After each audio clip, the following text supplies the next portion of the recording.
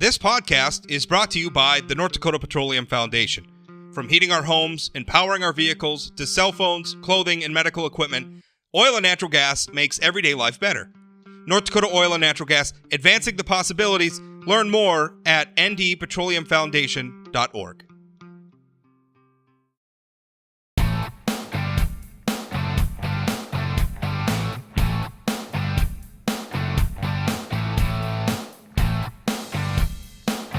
Welcome to Plain Talk Live. I'm your host, Rob Port. So in the city of Fargo, there's been a kerfuffle, if you will, over a gun law. And it's really unusual how this debate, I guess, originated. Since 2007, the city of Fargo has had an ordinance on the books that made it illegal to conduct essentially transactions for firearms in a residential area. The thing is it doesn't really seem like anybody really knew about it because people were doing that. Not very many of them, but some people were doing that. And then the ATF, which is in charge of the licensing, the federal firearms licenses for the folks who are engaging in these transactions, they noticed the ordinance and they started telling the FFL holders, we can't renew your licenses because of this ordinance. Now, the reason why these people are conducting transactions in their homes, it's not what you might be thinking. It's not like they have a gun shop in their living room where they have all sorts of guns on displays. Because guns are so heavily regulated, a lot of times if you want to purchase one, like say over the internet, it's not like Amazon and they can just ship the product directly to you. A gun purchase like that has to be shipped to a federal, an FFL license holder. And then that person, you go and pick up your gun from that person. And so essentially what was happening is some of these FFL people, they had a little bit of a business. They would accept delivery of the firearm, and then the person who purchased the firearm would come and pick it up with them. So everything's in accordance with all the myriad laws that surround that process. It wasn't, again, like they had like some sort of a retail gun operation. It was just a small sort of a middleman, if you will, between the person or the entity selling the gun and the person buying the gun, a middleman that's required by federal law. And so what happened is once this came to light, the city of Fargo had a debate about whether or not they were going to raise this ordinance, and they decided they weren't going to lift the ordinance. They wanted to keep the ordinance in place. So the legislature stepped in. There was a bill in the last legislative session. It was introduced by State Representative Ben Koppelman. He's a Republican from West Fargo. And it passed pretty easily in the legislature. It was signed into law by Governor Doug Burgum. And essentially that law preempted the city of Fargo's ordinance. And you could argue that already existing state law had made the city of Fargo's ordinance illegal. We'll get more into that in a moment. And so this brings us up to the present.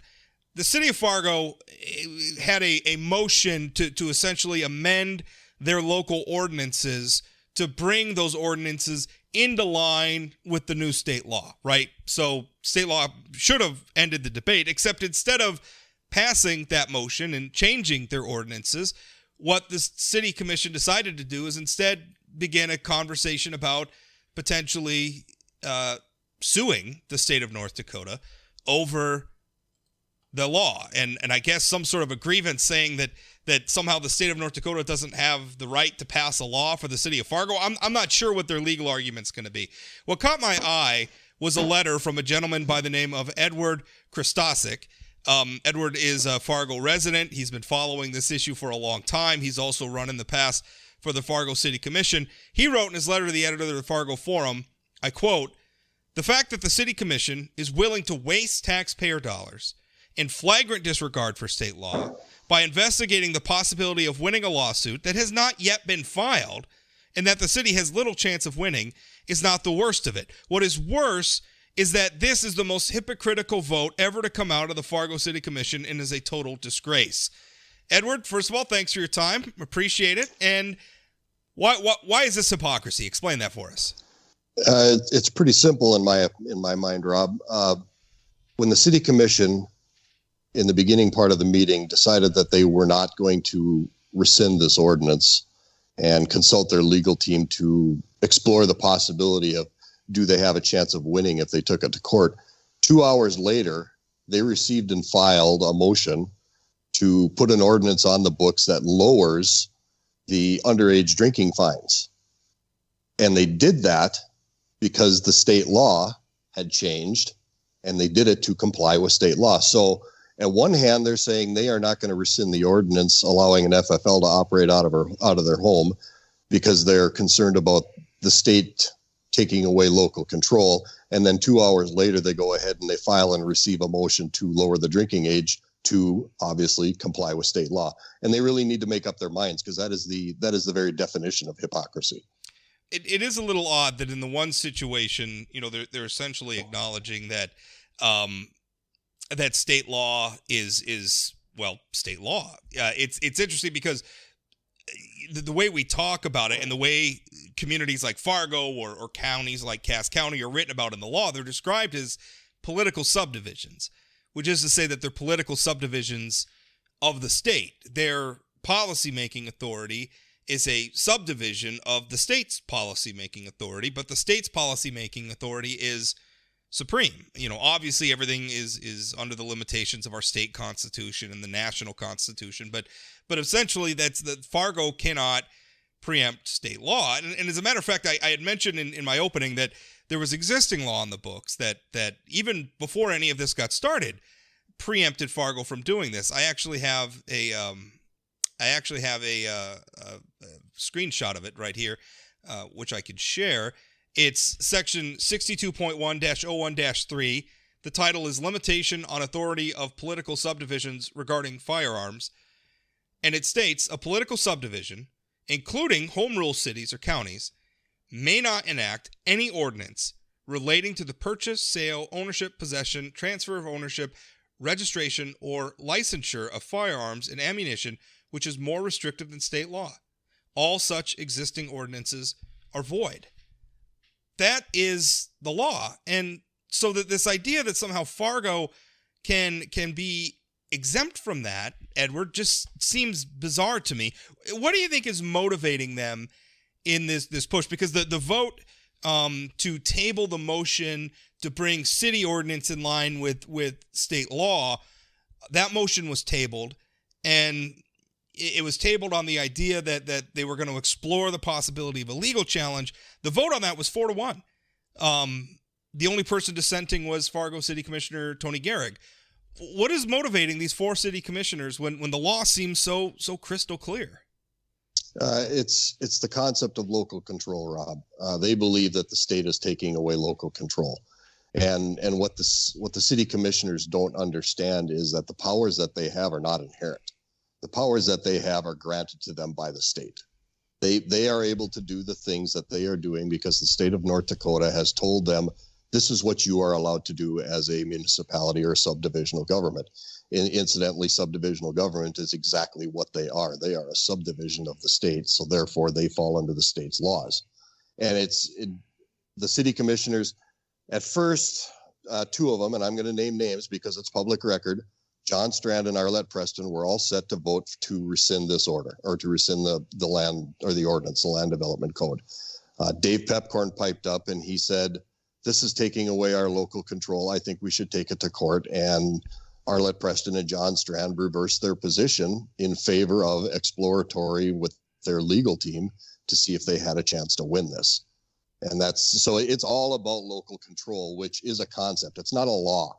The cities don't have local control per se as a law. It's a concept, and all the authority that is given to them is given to them by the state. It's an important concept. I mean, I don't want people listening to this to think that at least I'm a conservative. I generally believe in the concept of local control, which is to say, I don't want Bismarck micromanage everything. I don't think Bismarck needs to tell Fargo how to plow their roads or how to zone, whatever. I want a degree of autonomy in places like Fargo so that they can make their own rules, but up to a point. And maybe where I would draw the line on what's appropriate local control is different from where you would draw it, Ed, or where someone listening to this would draw it. But the larger issue is it's not a written in stone thing, right? It's not like for instance, when we have these debates at the federal level, one of the things we talk about is the 10th Amendment. of the U.S. Constitution. It's part of the Bill of Rights, and it reserves everything that's not specifically assigned to the federal government or denied to the states, leaves those matters to the states and to the people.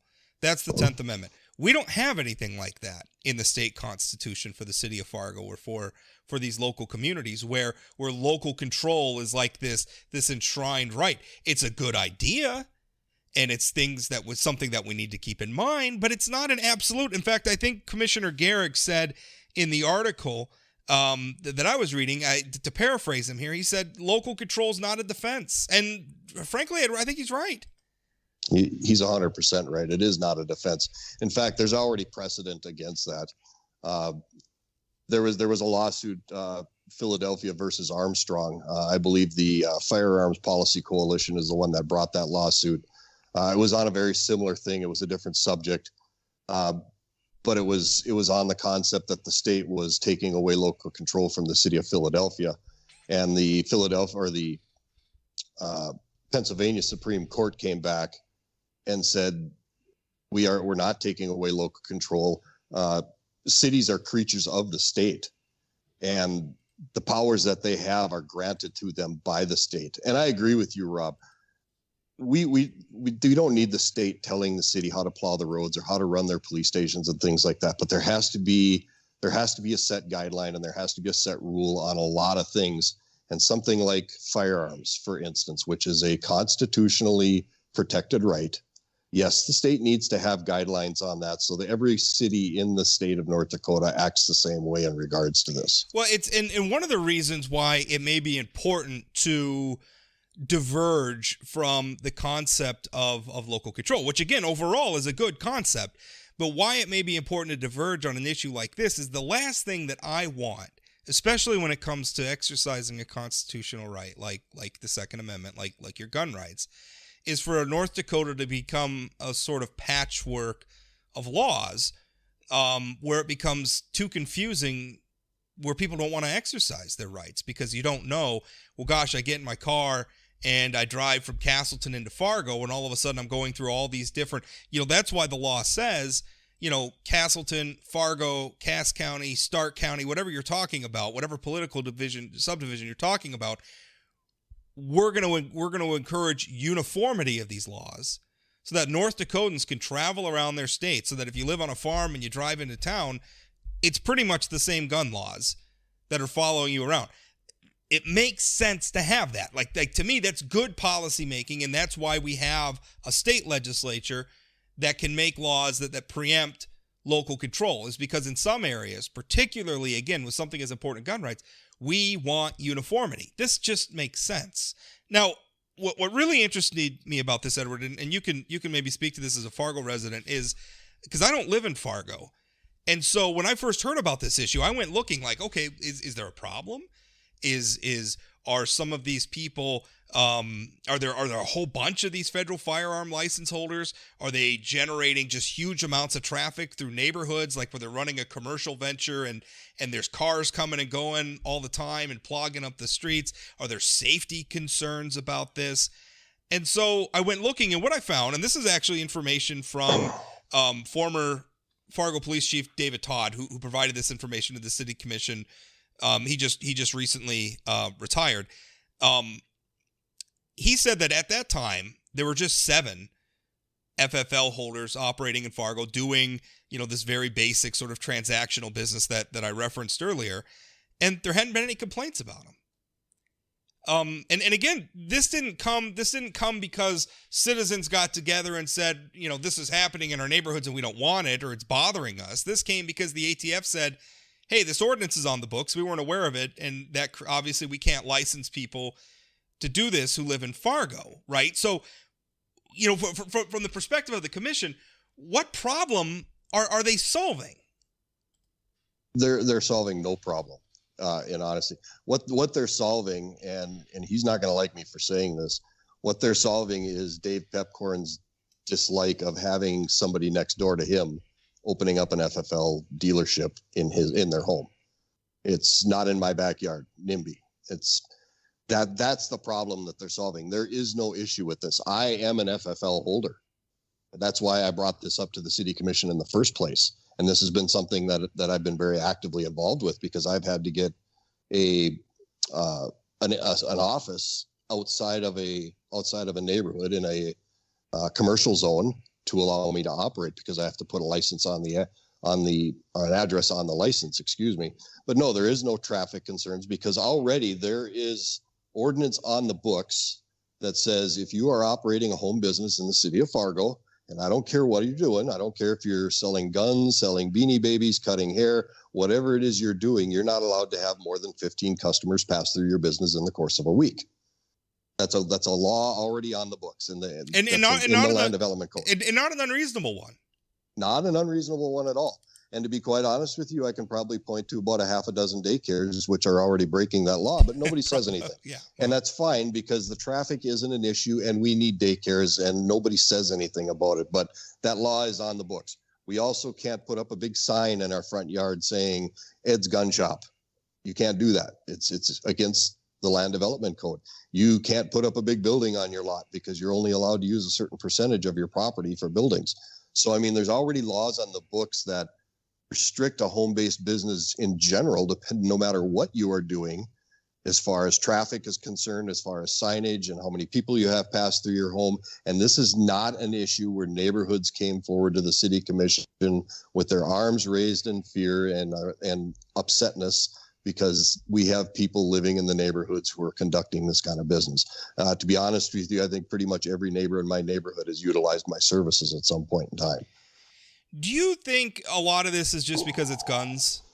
Like it's purely an anti-gun thing. It's just guns are such a hot button issue, and people hear guns and it's like they hear abortion or some of these other hot button issues, and it's just, I'm on a team and I'm supposed to have a position on that issue, and so therefore I'm going to take that position. It seems like that's just it's just because it's guns, I have to be for the restrictive position. I think that's what's going through some people's minds. I'm going to qualify my statement. Yes, I do believe it is purely a guns issue. It is not with Dave Pepcorn. He has been very vocal and very public about saying he is not anti-gun. He's a gun owner himself. He hunts, he shoots, he has a gun collection. He's not anti-gun. He's anti-FFL in the neighborhood. Now, John Strand and Arlette Preston, I have to believe that they are anti-gun in that respect, because they are both representing a base of voters that are typically anti-gun. And Arlette Preston and John Strand both believe that this is a neighborhood safety issue. They're both on record for saying that. They honestly believe that having an FFL in a local neighborhood is a safety factor. Aside from the fact that a large percentage of people in the city of Fargo already own firearms, and a very large percentage of those people have very extensive firearms collections and ammunition to shoot those firearms, and they're going to and from their houses with their buddies to go duck and goose hunting or pheasant hunting or deer hunting or going to the range at all times. It's not a safety factor. In fact, to be honest with you, you can't get much safer than to have an FFL operating out of their home, because we have such a large number of restrictions on us on how we can conduct business by federal law that we are the least of their problems. Well, let's talk about that, because it's not easy to get an FFL. Walk us through what requirements are there to get an FFL, and then to do the sort of transaction that you're doing. Walk us through that process. Well, if you want to do an FFL, first and foremost, of course, you have to fill out an application, and you have to go down to the local police department. You have to get 2 fingerprint cards. You have to get 2 passport quality photos. You have to wrap all that up in a nice, neat little package with your $260 check, and you have to send that into the ATF, to the feds. They do a background check on you, which is gone through FBI. It's gone through local law enforcement. Make sure you don't have a criminal record. Make sure you don't have any felonies. Make sure you don't have any accusations of domestic violence and all that. Then, once they have verified that you are not a felon, then they actually send an agent out to your house. They inspect your site, they inspect your premise, verify that you have some way of securing the weapons, verify that you are not within 1,000 feet of a school, because that is a law. It's a silly law, but it is a law that you can't have a firearms dealer within 1,000 feet of a school. I know why the law is on the books, but it's ridiculous that it's there. That's I digress. And once the agent has gone through your home, verified that, gotten your initial paperwork together, then a few weeks later, you'll get your license in the mail. And then once you get your license, there are things that you have to do to be an FFL to maintain it. First off, it's got to be a for-profit business. You can't get your FFL just because you want to get guns delivered to your house for your own personal purpose. It says that right on the form on the application, in fact. You have to have a ready supply of gun locks available for sale on your premise. You have to display your license. You have to display all the signage they have for the Youth Handgun Act. You have to have a ready supply of 4473s and a way to store them in an orderly fashion. You have to keep an acquisition and disposition book in which every firearm that comes into your possession gets entered into the book. And then when it leaves your possession, it gets entered out of your book. So you have to keep all the records. It's not an easy thing. And to be honest with you, that's probably why there are only 7 of us in the city of Fargo, which is 110,000 people doing this job. It's something that we want to do. I do it because I am a strong Second Amendment supporter. There are people out there that want to buy firearms online. They need a way to bring them into town. And to be honest with you, the retailers in town, your Shields, your Outdoorsman, Mills Fleet Farm, they'll do transfers, but they're not real excited about it. And they charge a lot of money to do it. They would rather sell out of their retail inventory. And I don't blame them. I would too. They have an inventory to sell and they need to get it rotated off their shelves. They're not going to make any money handling some other Absolutely retailer or somebody not. else's. I wouldn't want to do that either if I was, like you said. Right. So there's people like us out here that do those transfers. There's an element here where this is almost like a public service. Like if you care about, buying things on the internet's a way of life now, right? It's a modern world. Or buying them, I guess, through mail order. If people still do that, I don't know. But you can't. It's illegal. Oh, it is. Okay. Well, I just learned something. Because I've never bought. Every gun I've bought has been local. Like I've never had to have it shipped to me. But that's a way of life. If you want to be able to do stuff like that, you got to have people who provide this service, and essentially it just becomes on top of all the additional paperwork that you have to do and all those hoops that you just talked about that you have to jump through. An additional one that the city of Fargo is going to make a requirement is that if this is a person, you have to have like a commercial space, which I can't imagine. That costs you money, right? You said you had to go get one. I'm assuming you're renting one somewhere, and that's taking a bite out of your bottom line and making it less likely. Although it sounds like you're still continuing to do it, but for somebody else, I don't think anybody's getting rich doing this, and it may come where, God, I have to pay $500 a month to rent a counter somewhere, so that I could do these transactions not in my home. Forget it. I'm just not doing it anymore, right? Which almost I think becomes the point for the anti-gun people. It's like, well, we're not banning guns. We're just going to make it so goddamn hard to do anything with guns that nobody wants to do it anymore. And that's exactly right. The reason I do it is because I believe it's a service that we need. Because you might not be able to go to any retailer and pick up a gun you want. Say you're a collector and you want a Model 99A Savage in a specific caliber. Well, you're not going to march yourself down to Fleet and find that, because that was a gun built back in the 40s. But right. It still is required to go through an FFL dealer because it is a firearm with a serial number. Maybe you find some guy in Florida has it and he wants to ship it to you. Well, the only way to do that is through someone like you.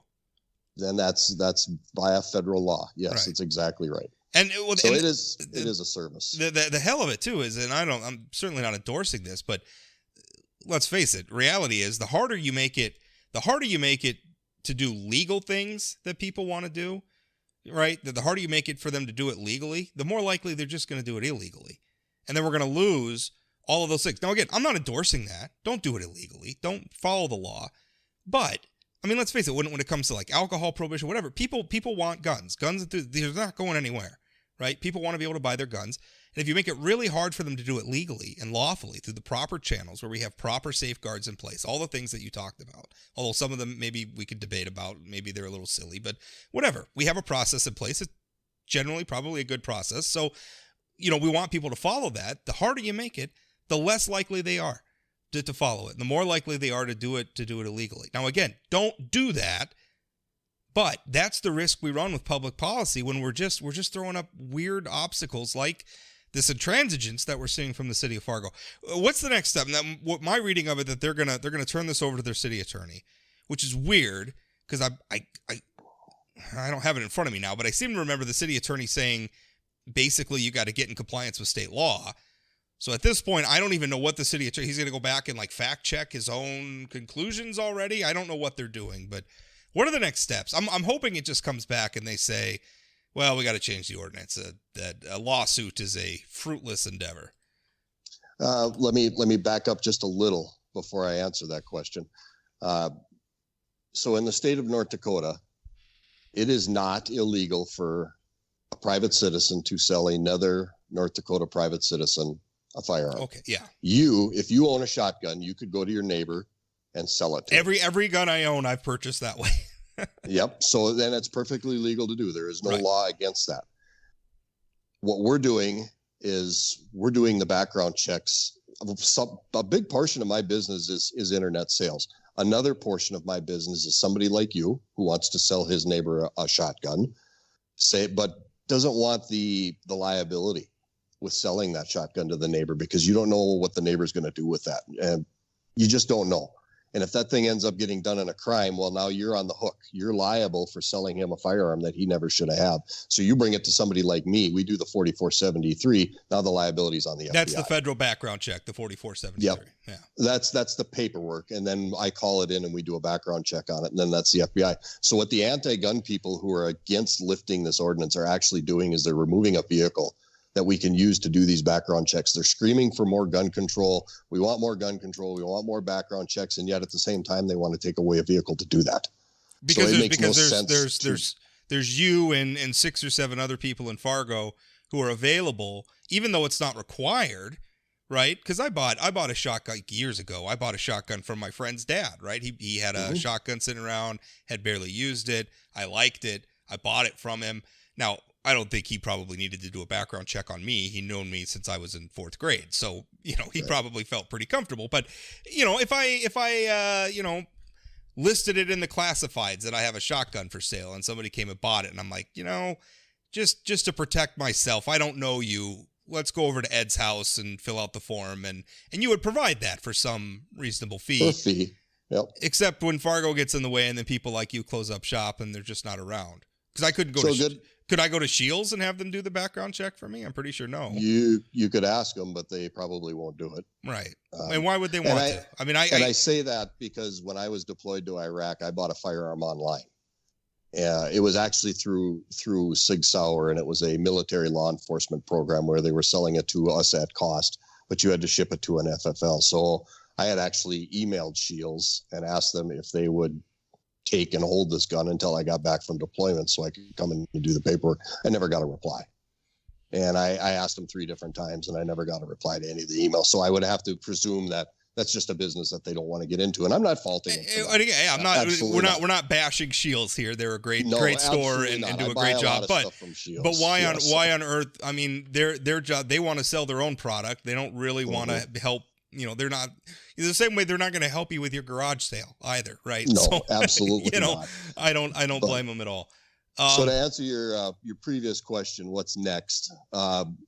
So what the motion was at the city commission was John Strand wanted to table the vote to allow the city legal team time to investigate whether or not there was a legal argument that the city could make for not lifting the ordinance. i.e., can we get away with not lifting the ordinance and not get in trouble from the state? What's going to end up happening if they don't lift the ordinance is very likely they're going to get sued privately through another means. And it's going to end up in district court, and then they're going to have to fight it out in district court. And when the judge says, look, you're not in compliance with state law, they're going to have to lift it in the first place. But the bad part is it shouldn't be on a private citizen's back to have to force the city to come into compliance with state law. But that's why John Strand did that, is he wanted to give the legal team time to figure out whether or not they could not rescind the ordinance and have a leg in court. Well, that makes a lot of sense, and we're going to have to see how that unfolds, and hopefully they can just come into compliance with state law, and let's save ourselves a lot of time and money. Ed, I appreciate it. Thank you for your time. Thank you, Rob. Appreciate it. Have a great day.